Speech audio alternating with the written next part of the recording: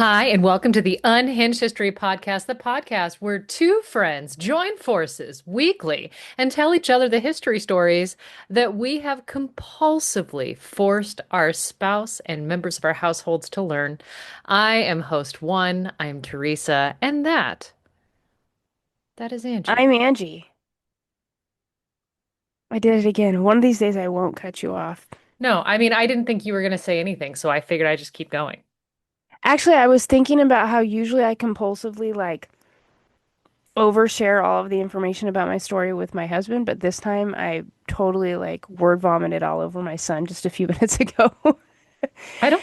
Like, but to be fair, he asked. He was like, "Oh, what's your story about this week?" And I was like, "Opportunity." Well, you ask, and I won't hold back. Pretty much. Allow me, you're a captive audience in the car, so here we go. Yeah. You don't And need to he tell went, me if you're losing focus "Oh, on this. Just stare out the window and give mommy a moment. just let me say my piece, Kay." And he looked longingly out the window like a teenager, and in the film when they're driving to their new town, and the rain is Yep, like yep. drizzling. Yeah, it And was he's in the exactly back that. of the station wagon. You guys don't even own a Yeah, station wagon. yeah, and it's not even raining, but I'm looking at this, realizing you took the whole episode, so that means I have to go. no, it wasn't me. Did I do the whole episode? You were a solo. You did Genghis Khan. Oh, hot dog, sure did. Yeah, so you get to go first this time. Okay. All right. In which case, I'm going to tell you the story of the Andelana. Great. Andelana. Yep, there's no recognition floating through your face, which is what I was hoping for. Just no recognition.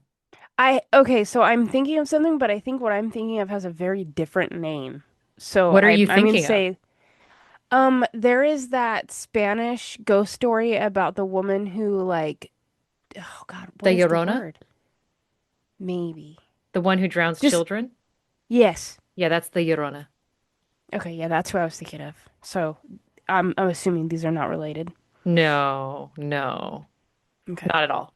Okay, so my sources, historylink.org, the bark Andelana disappears while lying at anchor at Tacoma on January 14th, 1899 by Darrell C. McClary.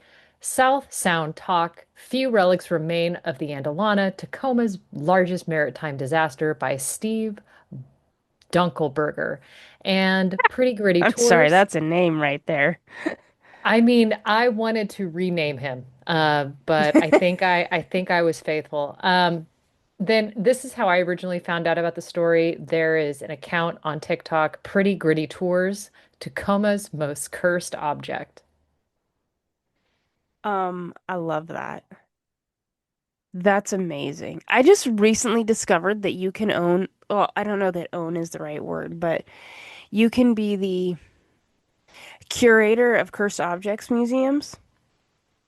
And I fortunately I know it's not late enough in life for me to do that, but how did I not know that until just recently? If I think if you had a museum of cursed objects, it would be in your later part of life. You could be three, Honestly, and it would be like, no, you're on your way out because this is what you own. yeah, and how do you I, I cannot wait to write my will for that. You're gonna need to start acquiring cursed objects, Right. Oh, I have a couple. curating. Like I've got a couple of things that Ian's brought home to me that I've been like, "Eh, oh my God, that's amazing." And his response is, I saw it and thought this must be cursed. My wife wants it. I'm like, It's a You know me so Victorian doll well." whose head spins all the way around on its own. One of them is a ring of what is supposed to be the like visage of Jesus, and his beard has dangly diamonds. Like That just sounds gaudy. it's as soon as I saw it, I was like, I must have that. I will keep that forever. And he's like, yeah, that's what I thought. Wow, that is something you find in your great aunt's jewelry box that you're just like, she wanted me to have this? Can we check again? Thanks, Edith. I always knew I was her favorite. I wished I wasn't, though. Well, I never did before now, but now I do. All right. So anyhow, the Andelana. She is a four-mast square-rigged bark, which is, I guess, a type of boat. You're nodding like you Okay. already knew this. Yeah, Uh, well, when you said four-mast square rigged, I thought, okay, we're dealing with a ship. the type of ship is a bark, Okay. as in bark, bark, wolf, wolf. And it was built by R. Williamson and Son in Workington, England, and that's done in 1889 for the Andelina Sailing Ship Company Limited of Liverpool, England. So we've got a ton of provenance for this thing. Okay. She's, by the time she's 10 years old, she weighs, not that she kept growing, 2,395 ton. I realize I Thank you said for that that. like Oh, I just had this visual of like a mommy ship and a daddy ship, and they're like proudly watching their daughter learn how to float. when two ships love each other very, very much. Exactly. Um, she's almost 304 feet in length and just over 42 feet a bream. I looked up what that meant before, a beam, 42.3 feet a beam. And then did I retain it? No, I did not. Um, Well, if she's 304 feet in length, then a beam would be width. okay, then what's 24.6 feet draft? Height? I don't know. Sure. We'll Anyhow, go. One of those is height, one of those is width. okay. Um, the shipmaster is a man named George W. Stalling. He's 42. He's from Nova Scotia. He's an experienced lifelong mariner. He sailed the world. So this is, if you're going to deal with somebody, Georgie boy is our man. He's who you want in your back pocket, yeah. Now, the Andelina arrived in ballast at Tacoma from Shanghai, and it did that on Monday, January 9th, 1899. And it had raced from Hong Kong to San Francisco, and that seems like a long distance. It did it in 31 days. Okay. It did that in 1892. I have like all these things because, like, for whatever reason, how fast this thing could go was both long and short. Like, there were, okay, like she goes from New York to Yokohama, Japan in 119 days. Holy cow. Um, I'm assuming we're going around Tierra del Fuego still at this point, or are we I cutting? think so. Yeah. Can I we mean, cut you're through? definitely not getting the ship picked up and carried over Europe. Well, I was thinking across America, like we're going around South America. I mean, that could work too. I don't exactly Hmm. know the route. Um, Now and I I'm feel curious of silly when the saying Panama Canal was built. Like obviously I know it was built and whatever, but like, what did we do before then? Did sail we always, around big objects, yeah, take or more just pick it food up with and us. carry it across land, I guess. I Anyway, carry don't on. think you're I'm carrying sorry. on the ship around over land. But Yeah, but it doesn't picture that way. when it goes from New York to Yokohama in 119 days, it's carrying a cargo of case oil in 1895. And then it gets from Shanghai to Port Angeles. Port Angeles is in North Washington. It does that in 47 days. And then it sails to Tacoma just days later. So that kind of gives you, you're with me in time now. You know how Right, this got ship has it. just been hauling ass. Um, She'd be doing her thing. right. So when she gets to Tacoma, she's emptied of the steel and then prepared to fill the hulls again with wheat that's going to Queenstown. In like I, Australia? that's what I think so. But as soon as I saw your face, I was like, I'm not sure exactly where that is. But I think I Australia. imagine there's more than one You know, there were many queens. in lots of towns. Right. But the vessel, so it's in Tacoma. It is, we know where it was docked. It was docked on at Eureka Dock at 535 Dock Street. It's a 400-foot, 130-foot wide warehouse facility that's operated by Tacoma Warehouse and Elevator Company. Now, this place holds 10,000 tons of grain. So it's got a lot. And they completely empty out the Undolina for this because they're getting ready to fill her to the brim to send her all the way down yonder. Now, Okay. I'm sorry, I'm stuck on it being a warehouse and elevator company. that did feel weird to me, but I'm pretty sure it was like, this is the industrial square of town. So we put all the industrial stuff here, including the elevator company. I mean, yep, it checks. It does. My brain is like, where do you put the elevator parts if you got 10,000 tons of grain? Not in the same facility next door. Clearly, obviously. This is where we keep the elevators. This is Yeah, where we keep the grain. right. I mean, keep up with us. Read the map. I handed it to you. Now, to show you kind of the depth and breadth of this facility, because I told you it held 10,000 tons, the Andelina is getting ready to take on 300 or 3,500 tons of grain. Okay. So, I mean, basically three big ass ships worth of grain. Yeah, okay. Now, when she arrives in Tacoma, our man, Georgie Boy, Captain Stalling, he had a crew of 28 men, and this is including his officers. When they get into port, 8 seamen plus the second and third mates signed off on the vessel, and they go aboard some other cargo vessels like the SS Dorigo and the SS Henry Failing. It's rumored that the Andelina is pretty unstable during heavy seas, and apparently this is because of she has some super tall mass, and that just made her just untenable for this situation. So with that in mind, the seamen, they're like, no, we're done. We're signing off. This is our stop. We'll catch you late. And replacements are pretty difficult to find, and nobody really wants to go aboard her. So the captain makes some decisions. He doesn't want the rest of the crew to go ashore while the ship's in port. He's like, you guys are here. We've got a thing to do. It's going to be too hard to replace you. Stay aboard. The Fair. only person who is the exception to this rule is a man named Percy B. Buck. He's an apprentice seaman.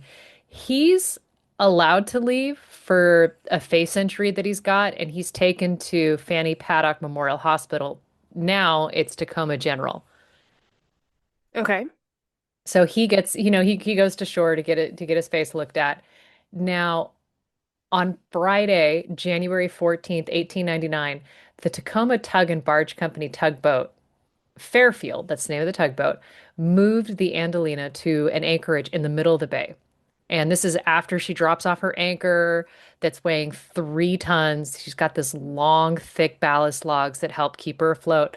Those are chained to both sides of her hull to keep the ship on an even keel while she's riding so much higher up out of the water because she's got nothing in her cargo holds. Oh, right, right. That makes sense. And then approximately at 3:20 a.m. on January 15th, so we from Friday to Saturday, there was a violent squall that swept into Commencement Bay. And they're saying that rains and wind gusts were in excess of 40 miles per hour. Whew. So this Okay. was a pretty decent storm that just swept in. The ship apparently started to pitch and started to really sway with this blast. And the waves amplified the rolls because the hull's empty. And so it makes the ship seem more like a cork floating in some rough waters rather than a boat. Because And it's she's just, empty, right? she's empty, so she's riding high. Okay. And we already know that she was pretty unstable in some rough Right. seas. Now, the ship seemed to really tug and strain against the chains that had moored it into place, but something ended up having to give, and the ship was under the waves by dawn. Its 17-member crew was never seen again, and no witnesses saw what happened. Okay, so just to for my visual understanding, it's got the ballast holder that are keeping an even keel. This massive storm comes in with 40-mile-an-hour winds, and it just sinks by morning, and no one saw it sink. Correct. Okay. That's where we are in the story. Okay. But I love the summary. Now, I just had to have the visual because I'm thinking there would be some sort of ruckus being made you would think, but also the storm, I'm assuming, is a storm and loud on its own. and keeping everybody inside so they're not going to really notice. Yeah, okay. Got it. Okay. Yep. Now, news of the sinking rippled just quickly. It goes all over the world. It appears in newspapers in California and even New Zealand. So this was breaking news. Okay. Now, here is a quote from the San Francisco Call that came out the day after. It said, "There's no doubt when a terrible gale sprang up last night, she partly turned over. This lifted her starboard blast log out of the water, and the weight caused a defective link to break. The released, Thus released from the log, the ship turned over suddenly on her beam ends, and in another instant, water was pouring down her hatchways.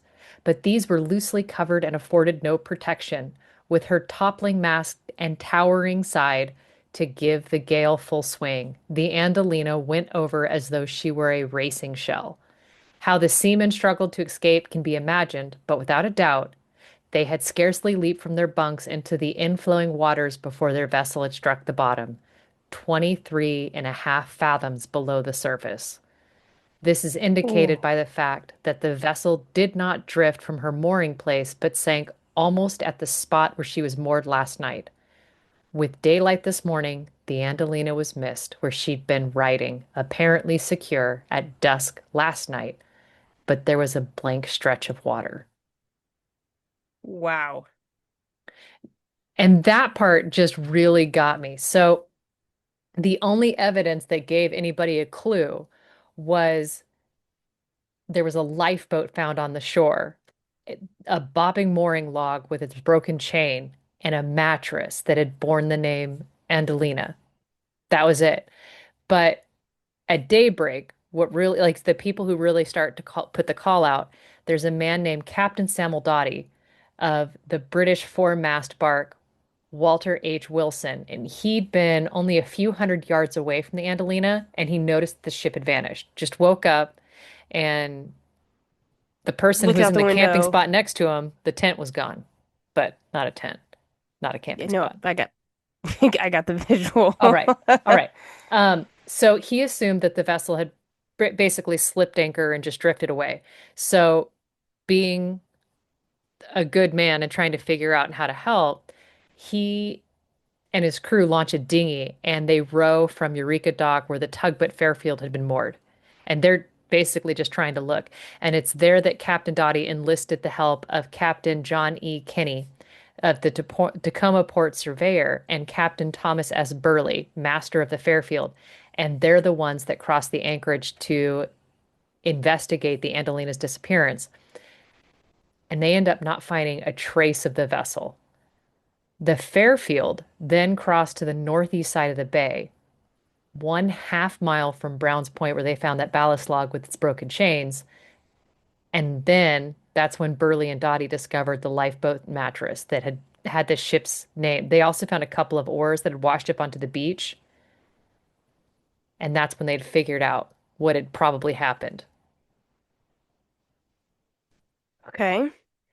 So further search, because people are like, there were 17 people on that dock, right? Every time they go to search, it's fruitless. The Fairfield returned to the anchorage after 4 hours with grappling irons. And they'd located the Andelana lying broadside on the bottom, about 500 yards off the east end of St. Paul and Tacoma Lumber Wharf, St. Paul and Tacoma Lumber Company Wharf. Captain Burley marked her position with a lighted buoy as a potential hazard for the anchored vessels, right? Because the she's going to be Right. sticking up out of the water.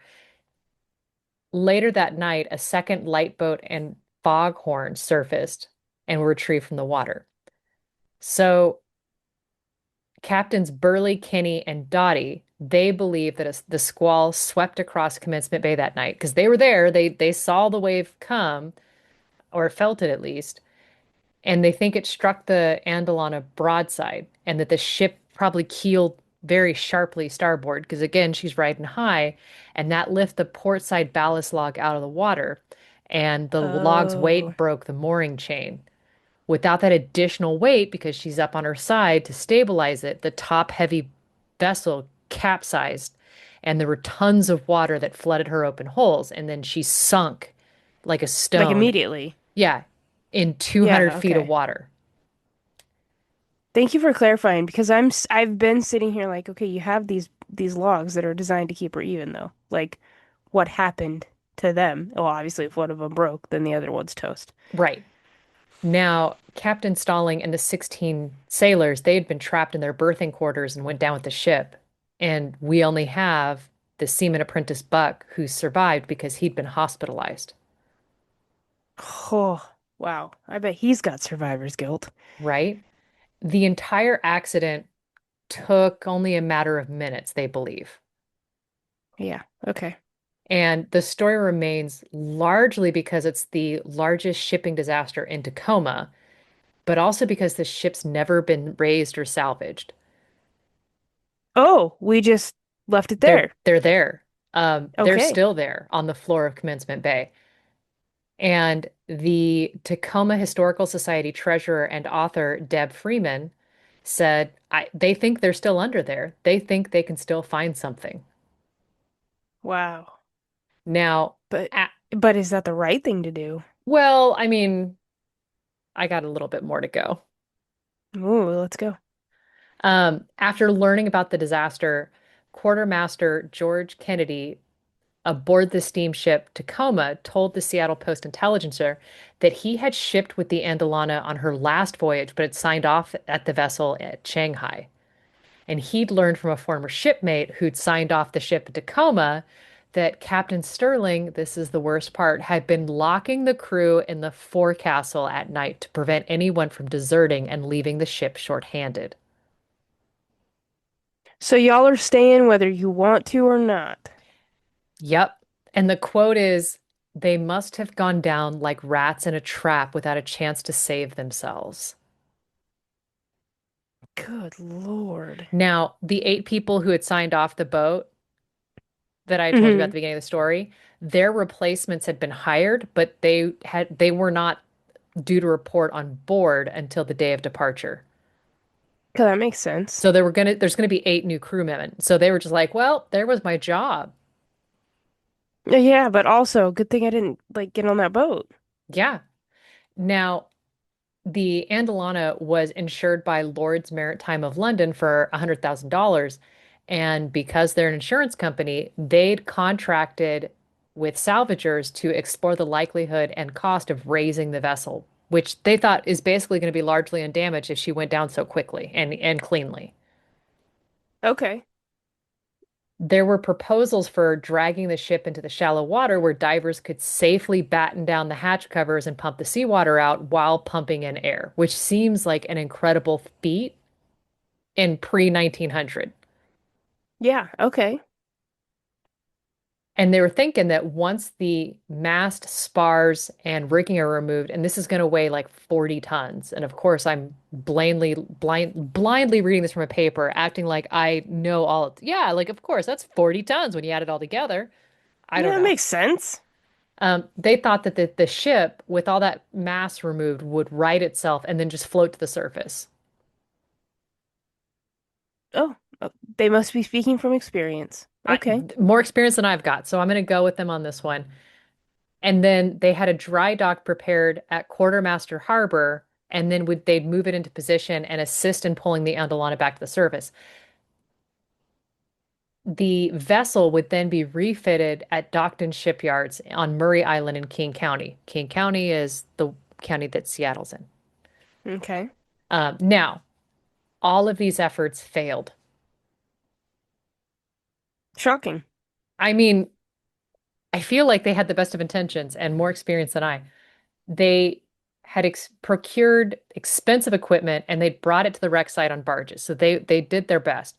They had numerous grappling irons and they're all affixed to the hull and cables are strung out on the 4 most powerful tugboats in Puget Sound. All as the tugboats powered ahead, the cables, unable to withstand the weight, parted. Suddenly, relieved of the enormous burden, the tugs surged forward, almost ramming a nearby dock. They don't want to come up. Not at all. Now, apparently, there's more attempts to remove and raise the vessel, but due to the water's depth, they're all unsuccessful and several people died. Of course. We've got one notable one. It's a man named William Baldwin. He's 45. He's a master mariner and a deep sea diver from Seattle. Now, he's what's called a hard hat diver. Are you familiar with this? Are these underwater construction fellows? Maybe. I don't think so. So imagine the old-timey sea suit. Mm-hmm. Like we're talking the steampunk aesthetic. Yeah, yeah, yeah. Yeah, yeah, that's what. Okay, so that's what that is. So I guess he's that makes sense because their hats are hard. right. Yeah. That's funny that you would call it that. I love it. Okay. I mean, I didn't call it that. I didn't know Well, the not name of it until this. So I'm I not saying am, you as in you, but that a person would be like, "Yes, yes, hard hat, that's what you are." yep. I mean, I just like I do more hard helmet, hard shell, hard case. Yeah. A Hard hat, I'm shell like, makes that sense. only covers the top portion of my head. I like my jaw too. I like them to stay attached to each other, in Right. fact. They look better as a matching pair. Love it. Now, hard hat divers during this time, they don't usually descend beyond 150 feet because of the terrific water pressure. But Baldwin, he's done 3 dives to the Andelana at 200 feet deep, and that had constituted at a time a record for his deep sea diving. But unfortunately for Baldwin, the compressed air pump aboard the salvage barge was guaranteed to deliver a pressure of 75 psi, and 95 psi was required to ensure the diving suit remained properly inflated at 200 feet. Okay. So we already see a discrepancy here. Now, during his fourth Mm-hmm. descent, the gasket on the pump's third cylinder failed, the pressurized suit collapsed, and Baldwin is immediately crushed to death. Didn't see that coming. Neither did he. Good Um, grief. yeah. And Pierce County coroner jury exonerated Baldwin's dive crew, stating that they'd done everything possible to save his life after the mishap occurred. It was Baldwin himself who had inspected the air compressor the previous day, and he thought it was safe. That is unfortunate. He was due to receive 35 grand for his daring efforts if the Andelana was saved. So, okay. And then He was going for it. reportedly, every piece, every time a piece of the Andelana has been recovered by divers, they tend to die in 2 days. She's cursed. That's kind of what we're going for. Now, after Baldwin dies, all further attempts to salvage, I should say serious attempts to salvage the vessel, they're abandoned. There's a few perfunctory plans to move the ship from where she is because that could be a minor hazard, but nothing really comes to fruition here. It's all finally agreed that the Andelana couldn't be salvaged and she's left to be covered by tons of silt flowing from the bay from the Puyallup River. And then to this day, the four-mast bark lies rusting at the bottom of Commencement Bay as the final resting place of 17 mariners. Wow. A little bit more. You ready? Mm-hmm. Now, meanwhile, in Tacoma, same city, 1900. So just Okay. a hop, skip, and a jump in time away. The deadliest streetcar accident occurred. An overloaded streetcar jumped the tracks, and over 40 people were crushed to death as it rolled down a hill. Okay. You're looking for the tie-in. There's I an, have a suspicion, and it would be wild if I was right. Carry on. what's your suspicion? The captain is in that car. The captain went down with the boat. No, he didn't. In my brain, he made it out. Okay. Well, there's an unnamed Tacoma resident who takes a piece of the bloodied wood and he ends up carving a scale model of the Andelana. And that model lives on at Fostwather Seaport Museum. Now, the staff, they can't get their electronics close to this thing without their tech going haywire with the quote, it will fry them. So, this car accident, a piece of wood from the car Streetcar. accident. Yeah, okay.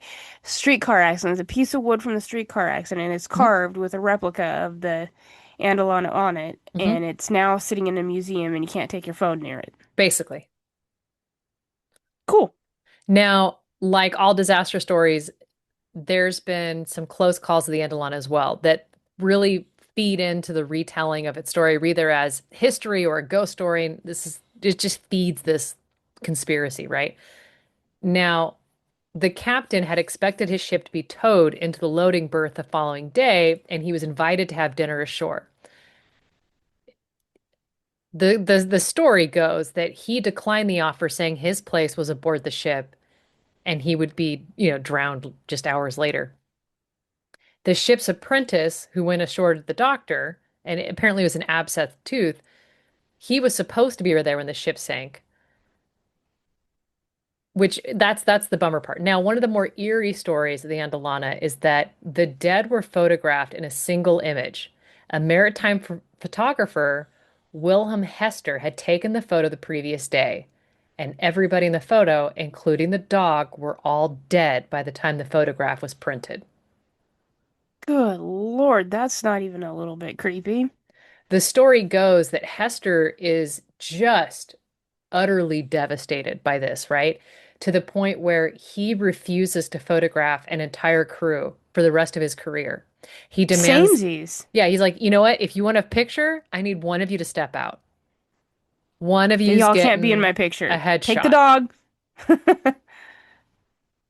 And Wow. the victims were J.R. Brown, he was a cook from Barbados, E.H. Crow, first mate, 39 from Londonderry, Nova Scotia, James Daly, boatswain mate, 42 of New York, Joseph M.A.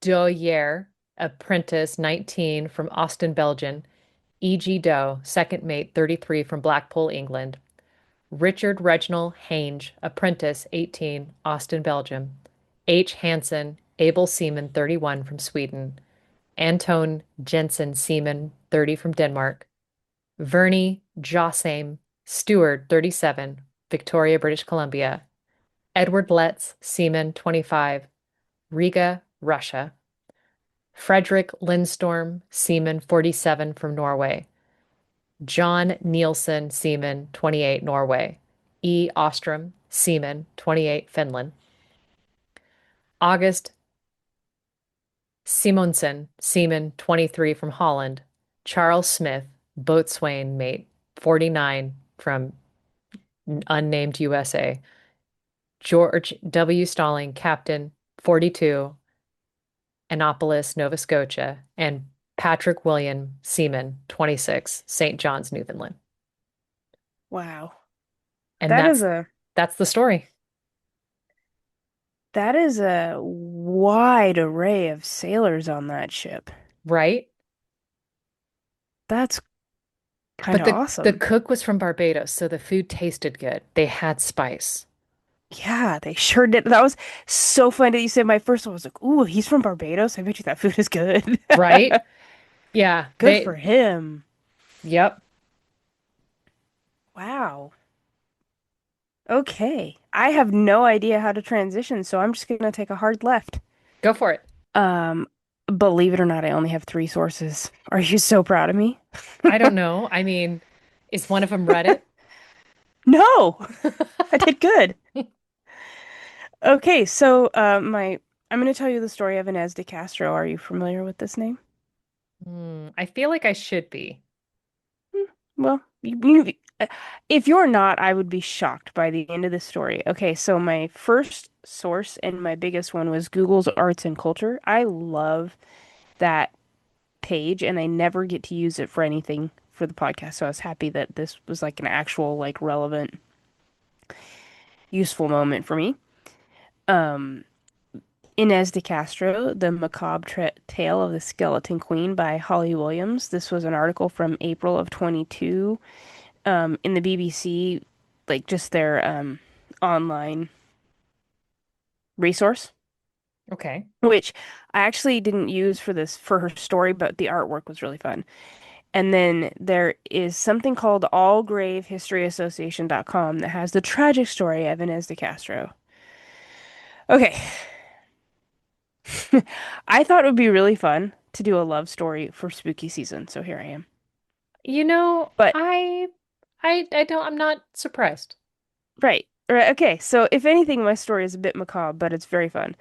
So I'm going to tell you about Portugal's only skeleton queen, which I realize implies other countries have had them. Is this the one who's dug up? Maybe.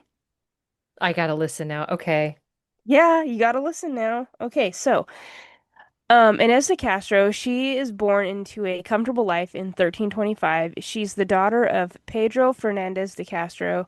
He's the Lord of Lemos and Soria, and his lovely Portuguese noble mistress, Aldonca Lourenço de Valadares. Okay. Whew, thank God I got that name done. So, Inez, she's this mixed bag of descendancy of Galician, Portuguese, and Castilian nobility. Like, she can sort of claim it on all sides, and that behooves her.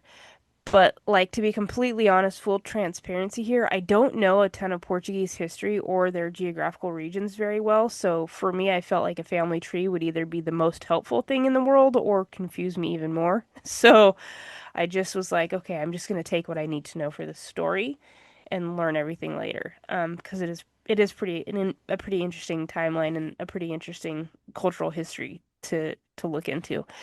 What I do know for sure though is that eventually through the line of one of her family trees, we'll eventually see Catherine of Aragon. So that's Okay. pretty cool. So some sort of connection to a history we do know right there. Okay. So our girl, she is the illegitimate daughter. Not really sure if that makes a difference here in the grand scheme of things, but because regardless of her legitimacy, her family connections allow her to move in all the right crowds and circles. So, like, it doesn't really matter that she comes from the mistress and not the main wife. Like, she's well cared for. She's placed in all the right places. Now, in 1339, she is between 14 and 15 years old, and she goes to Portugal to serve as a lady in waiting to Constanza of Castile, who is slated to wed the Prince of Portugal. Yep, I know Now, exactly where we're going now. okay, so his name is Pedro. He's born by right about 1320. By 1327, his father, so by he's only 7 at this point, his father is already in contract talks for marriage of both him and his sister Maria. So he's like just already planning out their weddings, right? Okay. So at 7, he gets engaged to a one Blanche of Castile, while his sister Maria is engaged to the future Alfonso of Castile, which also sounds like a really interesting story. That's up for a whole nother day, though. So Pedro's girl is moved to Portugal to be raised there, but within a couple of years, it's determined that she is not marriageable. She shows Blanche. This is Blanche you're talking about. She shows signs of mental illness, and additionally, they think she is unsuitable to carry a child. I feel And like that was like her best way out is just to start chewing on the castle the walls or something. like eating drapes was my thought. Like, good for you, sister. You Right, got like it, right? yeah, Yeah. And so believe you're a bunny Pedro, rabbit. you can do it. So Pedro, for his part, is like, yeah, thank you, next, and the engagement is broken. Um, Now this part does come from Wikipedia, and it is a bit adjacent to my actual story, but it is really juicy, so I had to share it. Is This part is really fun. So you're not going to remember any of these next names, but it is fun to say. In 1329, Peter's sister Maria, who I mentioned earlier as the other child that was up for marriage talks, she marries a man called Alfonso of Castile. He can't keep it to himself, and he begins an affair with the newly widowed Lenore de Guzman. And this never really sits well with Maria. But by 1334, she bears a son who will ultimately become Peter of Castile, and that's a big deal for a different day. Now, her husband, the King of Castile, Alfonso, he refuses to end the affair, and Maria does the smart move and returns home to Portugal in 1335. Because my daddy's gonna be pissed when he finds out what you're doing. Okay, Mm. so now Alfonso, Maria's philandering husband, he had previously been married to the daughter of his cousin, and her name is called she is called Constanza. After only 2 years of marriage, he gets it annulled in 1327 so that he can marry Maria, Pedro's sister. I'm almost done. You're fine. Now, Carry on. Alfonso's cousin, her dad, is pissed. He sort of wages a war for like the next 2 years. But meanwhile, his daughter, Constanza, is being held hostage, I'm assuming by the Castilians, until the Bishop John del Campo of Oviedo shows up and mediates peace. Now, Maria, the one who was cheated on, her dad, also the father of Pedro, is not happy that his daughter is treated this way in her marriage, so he forms an alliance with Juan Manuel, Okay, the wait. father of Constanza. Okay, now dumb it down for me like I Okay, don't have a map. so Constanza, she is married. Yes, Constanza's been cheated on by Alfonso. right. Her dad, Juan Manuel, he is pissed. He wages a war. In the meantime, That's got to be really Costanza, nice to be like, Dad, he did me wrong. It's like, get the troops. pretty much, right? However, in the whole time the war is being fought, Constanza is being held captive. Now, his friend and ally is Pedro and Maria's father, the King of Portugal. And he forms this alliance with Juan Manuel, the father of young Constanza, who has been wronged. And he instead arranges for Pedro to marry Constanza. He's like, look, my son has been in need of a bride anyway. She'll be perfect. Let's do this. She arrives in Portugal in 1339, 1340, with this beautiful lady in waiting, Inez, which is where we start with the birth of Inez. Okay.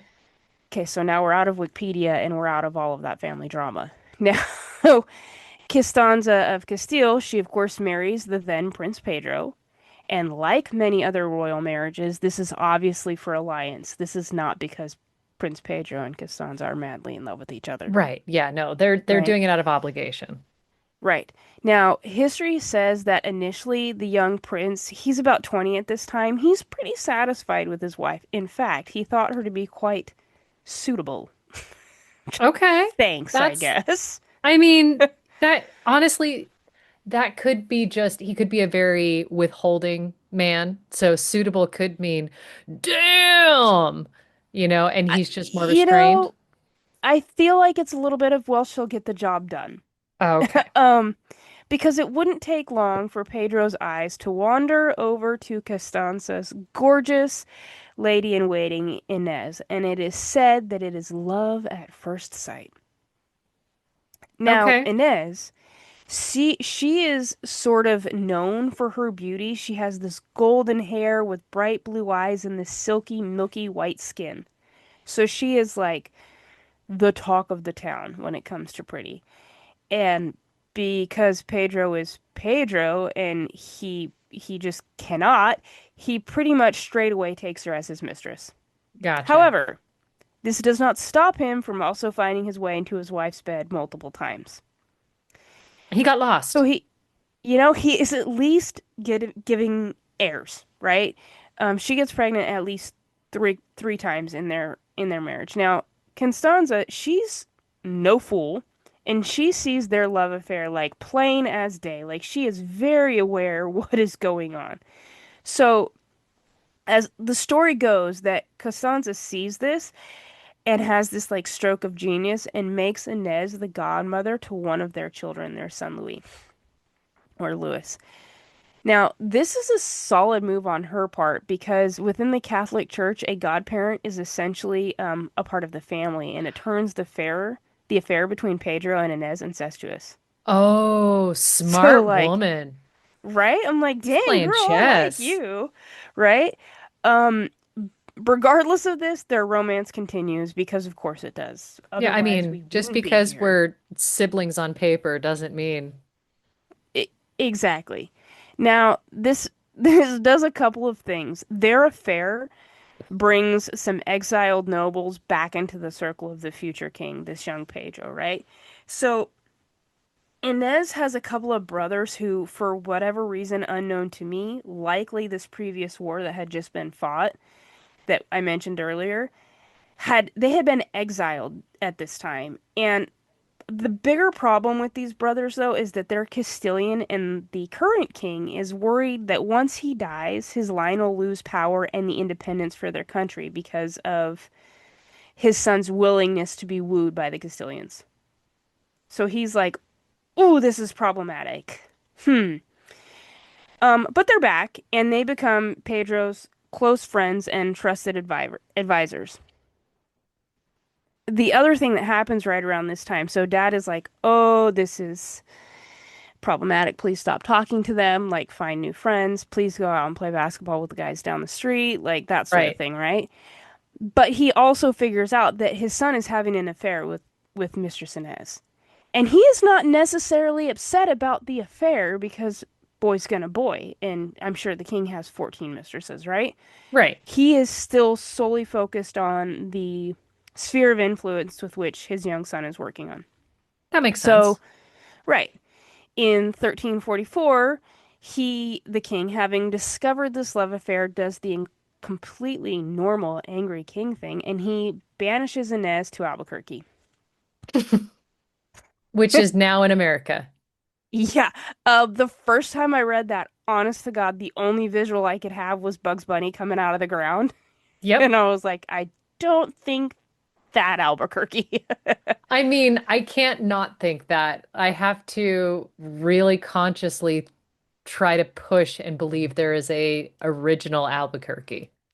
Honest to God, I literally looked at my husband and said, well, this story is false from the beginning because Albuquerque is not anywhere else but the US. Can't believe it any other way.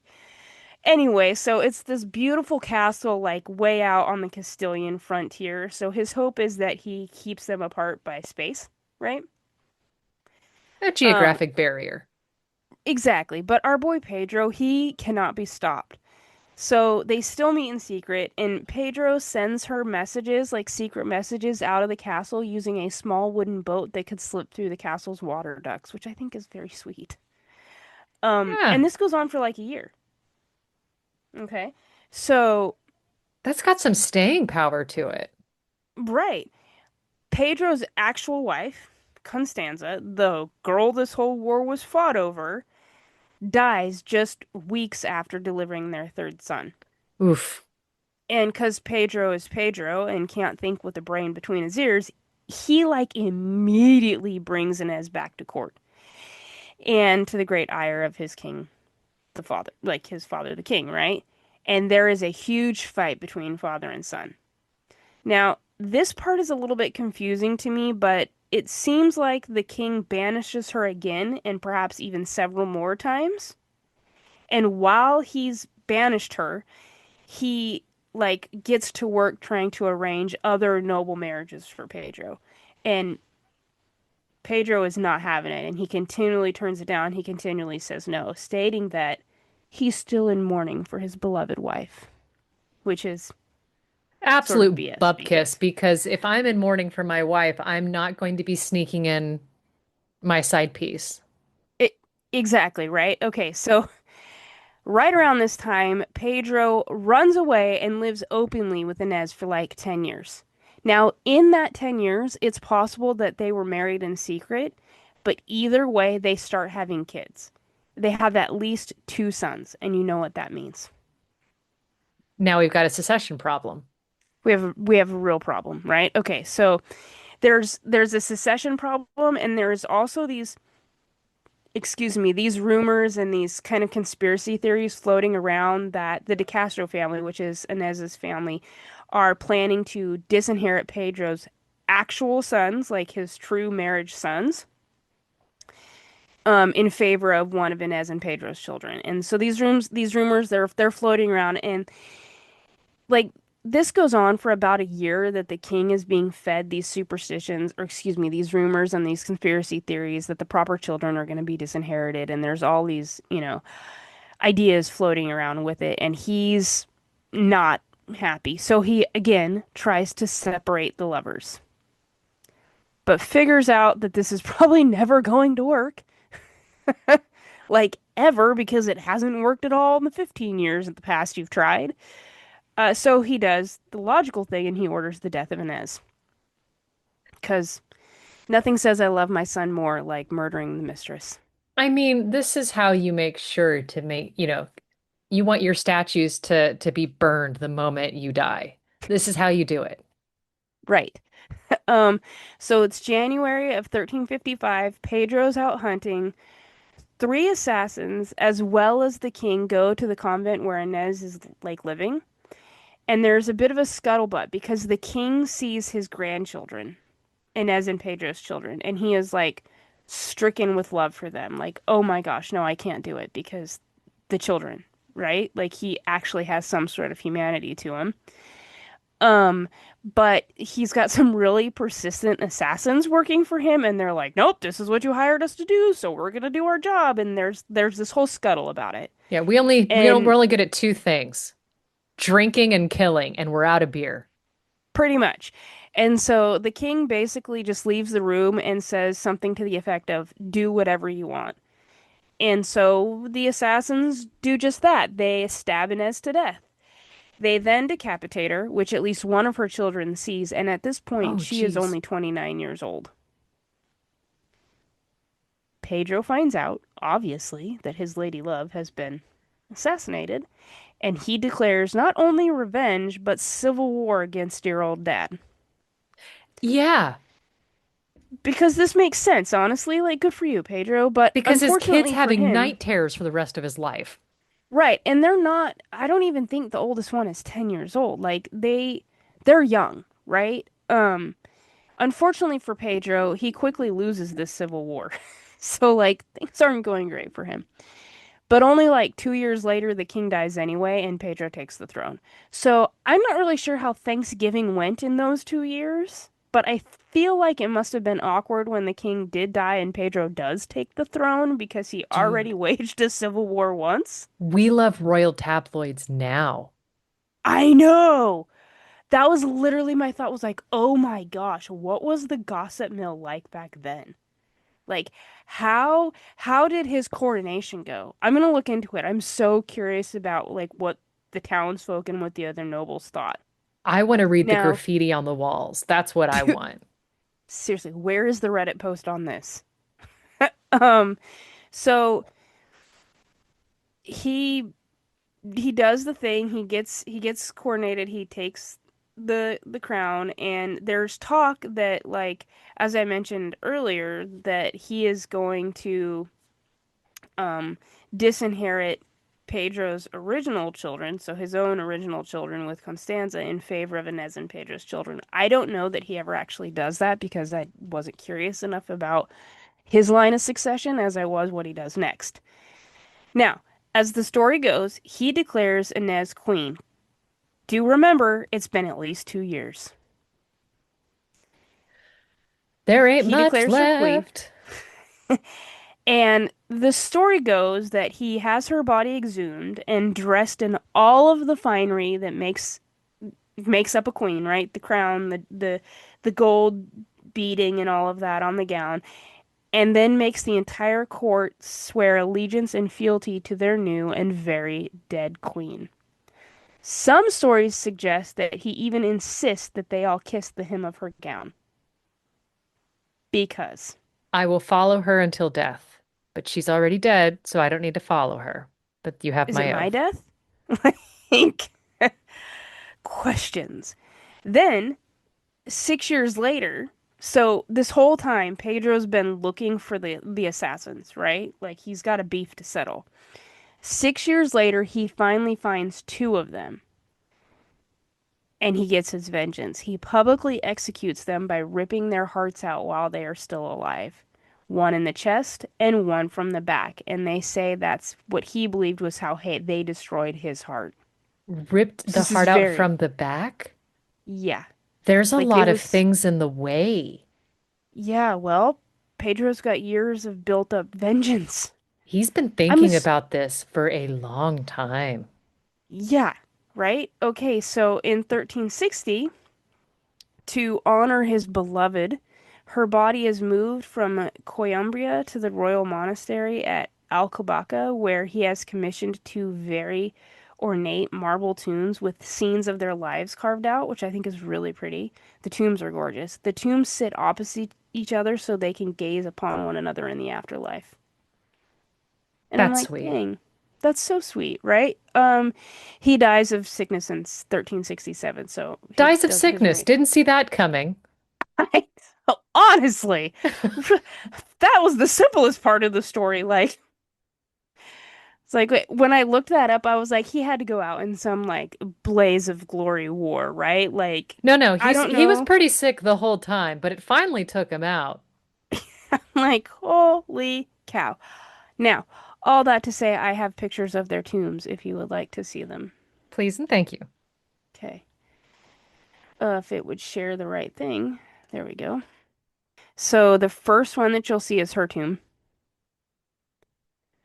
Okay, so it's a marble carving that is very ornately done. She is laying on her back, you know, uh, where her face is obviously positioned towards the ceiling. But she has her gown, like the marbling is done so beautifully that it looks like material. It's I thought that drapey, too. very sheer fabric. And then there's a series of like six, seven angels wrapped around her or around her with their hands on her. I think they're cherubim, yeah. That's what I was thinking. I mean, yeah, what's the difference between cherubim and angels aside from size? I think specifically the cherubim are babies. Oh, I okay. think. I mean, you're So probably, that's yeah, you seem right there. that's her tomb. I'm curious about these little guys on the bottom though, with the bald heads. I'm not sure what those are. I should try to find another angle. But anyway, here's his tomb. He is upright, getting ready to pull a sword from his scabbard with the same very flowy. His beard looks like he spent about 10 minutes curling it to have those perfect ringlets. You know what it? Yes, it does. I was thinking it reminded me of Sumerian artwork of the Yes, statuary, right? But now that you say that, I can't get the image of him with a curling iron out of my right. mind. And it's that magenta handled curling iron.